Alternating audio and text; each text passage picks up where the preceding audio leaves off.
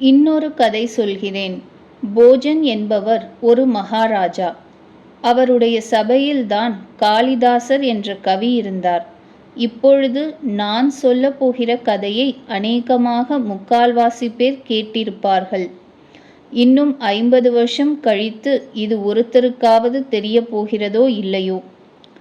அந்த காலத்தில் நல்ல கவிதையாக யாராவது ஒருத்தர் எழுதிவிட்டால் போஜராஜன் அதை எழுதியவருக்கு ஒரு எழுத்துக்கு 1,00,000 பொன் என்று கொடுப்பானாம்.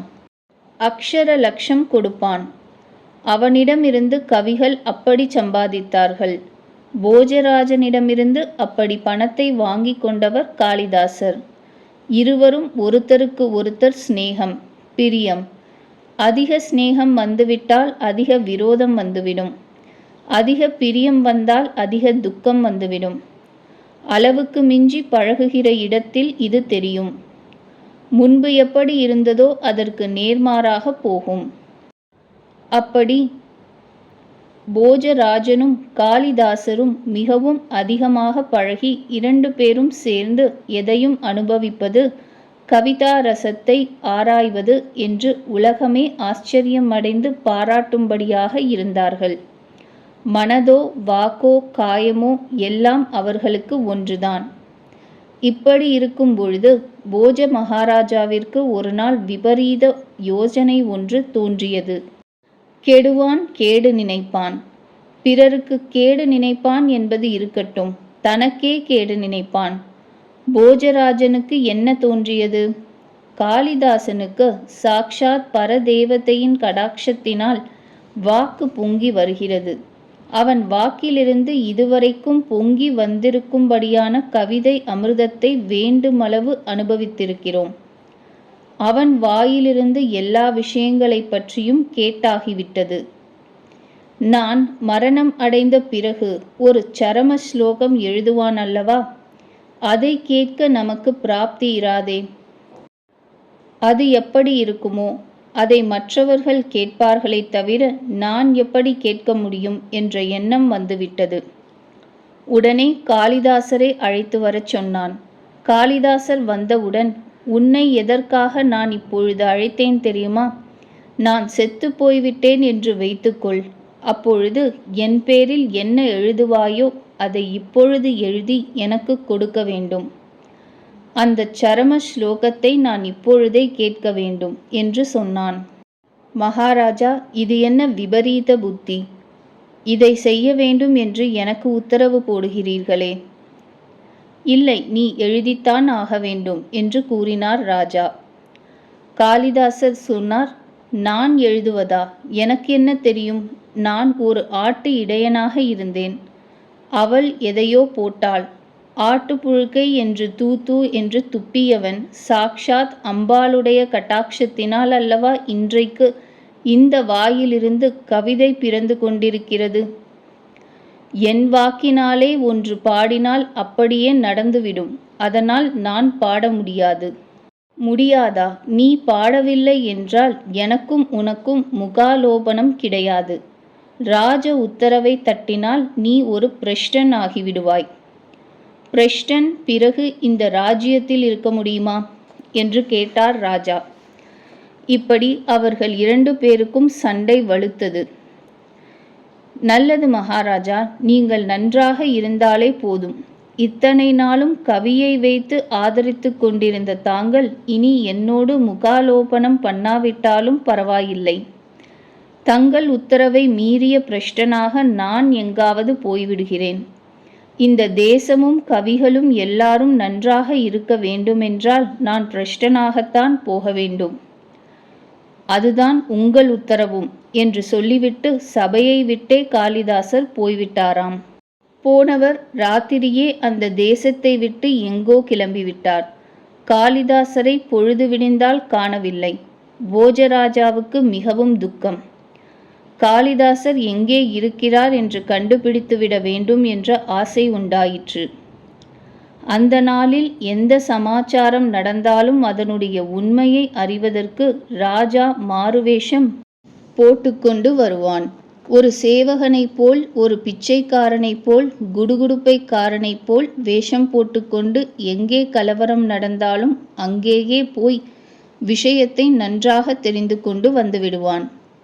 இப்போதோ ஒரு கமிஷனை போடுவது, அதனுடைய ரிப்போர்ட்டை இன்னொரு கமிட்டிக்கு தாக்கல் செய்வது, அப்புறம் பல சாட்சி, அதற்கு மேல் விசாரணை, தீர்ப்பு என்பவை எல்லாம் நடக்கின்றன. இதில் ஒன்றுக்கொன்று விரோதமான ரிப்போர்ட் வந்துவிடும். அந்த காலத்தில் மாறுவேஷம் போட்டுக்கொண்டு ராஜாவே நேரில் போய்விடுவான். ஒவ்வொரு நாளும் ராஜ்யத்தில் என்ன நடக்கிறது என்ற உண்மையை தெரிந்து கொள்ள அப்படி போவான். இப்பொழுது சிஐடிக்காரர்கள் செய்கிற வேலை போன்றுதான் அது. யுத்த காலத்தில் வேறு தேசங்களுக்குச் சென்று உளவு பார்ப்பதற்குத்தான் வேற யாரையாவது அனுப்புவார்கள். அவர்களை சாரர் என்று சமஸ்கிருதத்தில் சொல்லுவார்கள், தமிழில் ஒற்றர் என்பார்கள். இப்படி போஜராஜன் காளிதாசரை கண்டுபிடிக்க மாறுவேஷம் போட்டுக்கொண்டு புறப்பட்டு விட்டான். காளிதாசன் என்ற உருவத்தில் நாம் இந்த தேசத்தை விட்டு எங்கே போனாலும் ஜனங்கள் நம்மை கண்டுகொண்டு விடுவார்கள் என்று எண்ணின காளிதாசர் அந்த ஊரை விட்டு கிளம்பும் பொழுது வேறு வேஷம் போட்டுக்கொண்டு புறப்பட்டார். அவர் என்ன வேஷம் போட்டுக்கொள்ளலாம் என்று பார்த்து கடைசியில் ஈஸ்வரனுடைய வேஷத்தை போட்டுக்கொண்டு போகலாம் என்று தீர்மானித்தார். ஈஸ்வரனுடைய வேஷத்தில் 2 அம்சம், ஒன்று பிச்சாடனர், மற்றொன்று பித்தன். காளிதாசர் பைத்தியக்கார பிச்சைக்காரனைப் போல், சந்நியாசியைப் போல் வேஷம் போட்டுக்கொண்டு ஊர் ஊராக போய்க் கொண்டிருந்தார். போஜராஜனோ குடுகுடுப்பைக்காரன் வேஷத்தில் ஊர் ஊராக சுற்றி பார்த்து கொண்டு வந்தான். மற்ற விஷயங்களில் எல்லாம் இவர்கள் 2 பேரும் எப்படி ரசிகர்களோ அது மாதிரி வேஷம் போட்டுக்கொள்வதிலும் சமர்த்தர்கள் போல் இருக்கிறது. ஒரு நாளைக்கு இவர்கள் 2 பேரும் சந்திக்கும் சந்தர்ப்பம் வந்துவிட்டது. காளிதாசர் பைத்தியக்கார சந்நியாசி வேஷம் போட்டு கொண்டிருந்தார் அல்லவா, அந்த வேஷத்திற்கு தகுந்தபடி நடக்க வேண்டும் என்று எண்ணி ஒரு கசாப்பு கடைக்குள் நுழைந்து தம்முடைய தண்டத்தினாலே மாமிசத்தை தொட்டு என்ன விலை என்று கேட்டுக்கொண்டிருந்தார். அதை இந்த குடுகுடுப்பைக்காரன் வேஷத்தில் இருக்கும் போஜராஜன் பார்த்தான். அந்த சந்நியாசிதான் காளிதாசர் என்பது அவனுக்கு தெரியவில்லை. வேஷமோ சந்நியாசி, இவனோ மாமிசம் விலை கேட்கிறான்.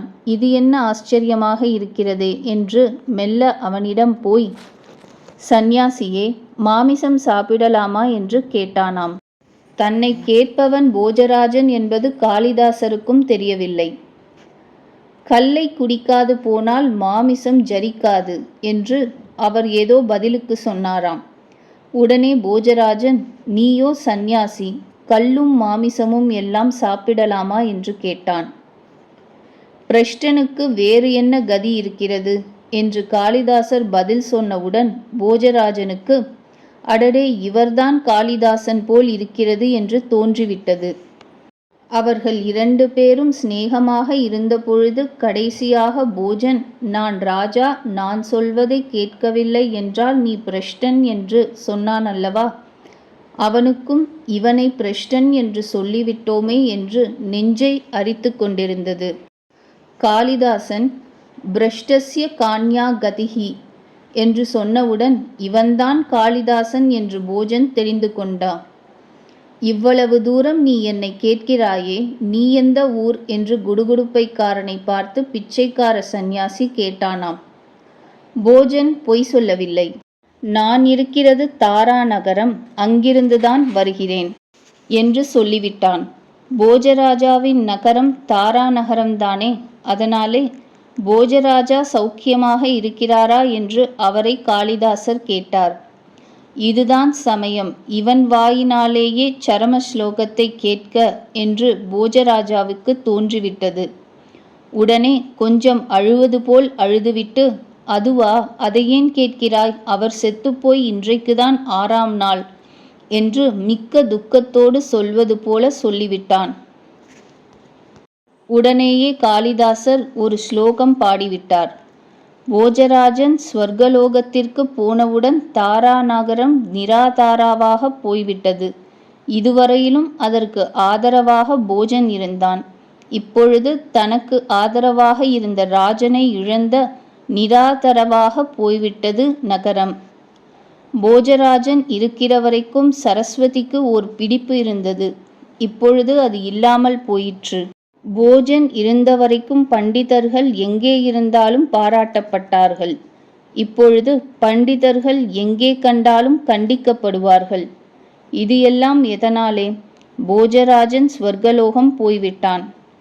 இந்த பாட்டை காளிதாசர் சொன்னாரோ இல்லையோ, அந்த குடுகுடுப்பைக்காரன், அதாவது போஜராஜா, அப்படியே செத்து விழுந்து விட்டான்.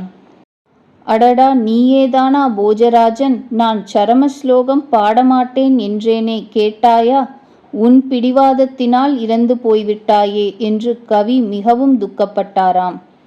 அவருடைய துக்கத்தை சகிக்க மாட்டாமல் சரஸ்வதி ஆவிர்பவித்து, நடந்தது நடந்ததுதான், முன்பு பாடியதை வேண்டுமானால் மாற்றிப் பாடு. உனக்காக அவனுக்கு ஒரு 3.25 நாழிகை உயிர் கொடுக்கிறேன். வாய் வார்த்தையாவது பேசிக்கொள்ளுங்கள் என்று அனுக்கிரகம் செய்தாளாம்.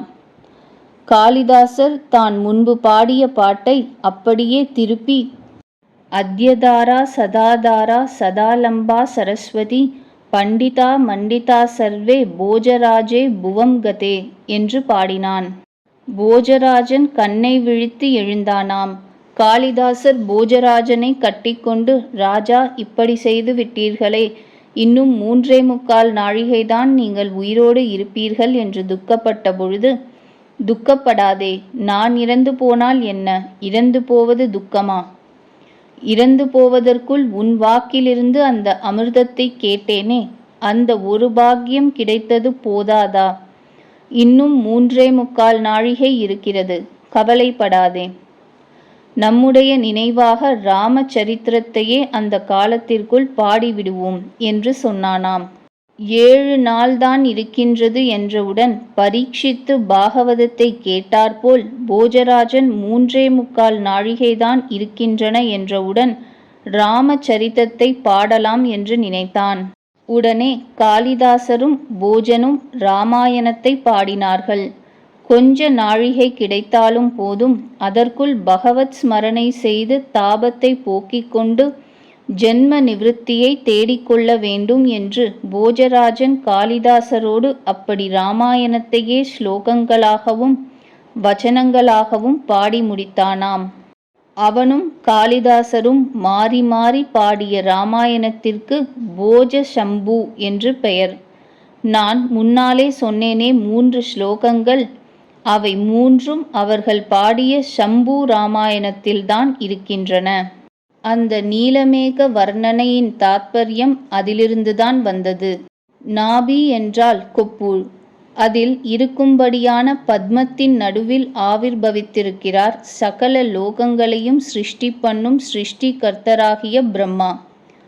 புருஷன் என்றால் ஆள் என்று அர்த்தம். பகவான்தான் புருஷன். பரன் என்றால் பெரியவன், அபரன் என்றால் சிறியவன் என்று அர்த்தம். பாக்கி எல்லாம் அதற்கு அப்புறம். அதுதான் பரம், பெரிது.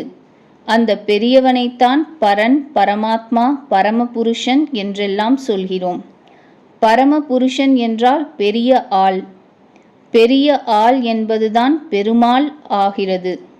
நாராயணாய நளினாய தலோச்சனாய நாமவசேஷித மகாபலி வைபவாய நானாச்சராச்சர விதாயக ஜன்மதேஷ நாபீபுடாய புருஷாய நமப் பரஸ்மை. இந்த ஸ்லோகத்தை காலையில் எழுந்தவுடன் அநேகமாக பலர் சொல்வார்கள். குளிர்ந்த வேளையில் குளிர்ந்த பகவானுடைய ஸ்வரூபத்தை தியானம் செய்வதற்காக இப்படி சொல்வார்கள். காலையில் விஷ்ணுவையும் மாலையில் ஈஸ்வரனையும் நினைப்பது வழக்கம். போஜராஜன் கதையிலிருந்து நமக்கு என்ன நீதி கிடைக்கிறது? உயிர் போக 3.25 நாழிகைதான் இருக்கிறது என்றாலும் அதற்குள் பகவானை பாடலாம், அவனுடைய நாமத்தை ஜபிக்கலாம் என்று அவன் பாடி காட்டியிருக்கிறான். நமக்கு எவ்வளவு ஆயுசு என்று சொல்ல முடியாது. ஒரு நாளைக்கு கூட, ஒரு மணியை கூட, ஒரு நிமிஷத்தை கூட நாம் வீண்படுத்தக்கூடாது.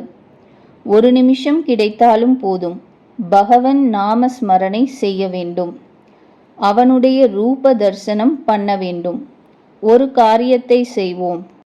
இன்னொரு காரியத்தை ஆரம்பிப்பதற்குள் இடையில் ஒரு வினாடி கிடைத்தாலும் போதும். பகவானை நினைக்கலாம். நாம் அப்படி செய்ய வேண்டும். எப்பொழுதும் நமக்கு பகவான் நினைவு இருக்க வேண்டும். இதை பரீட்சித், போஜராஜன் 2 பேரும் பிரத்யக்ஷமாக காட்டி போயிருக்கிறார்கள். போஜராஜன் தனக்கு கிடைத்த 3.25 நாழிகையை கூட வீண் பண்ணாமல் செய்த காரியம் ஒன்றுதான் இன்றைக்கும் நாம் அவனை நினைத்து கொண்டிருக்கும்படி செய்கிறது. நாம் எல்லோரும் உஷத் காலத்தில் எழுந்தவுடன் குளிர்ந்த பெருமாளை கருமேகம் போல நீருண்ட மேனியுடைய கார்மேக வண்ணனை குளிர்ந்த உள்ளத்தோடு ஸ்மரணை செய்வோமாக.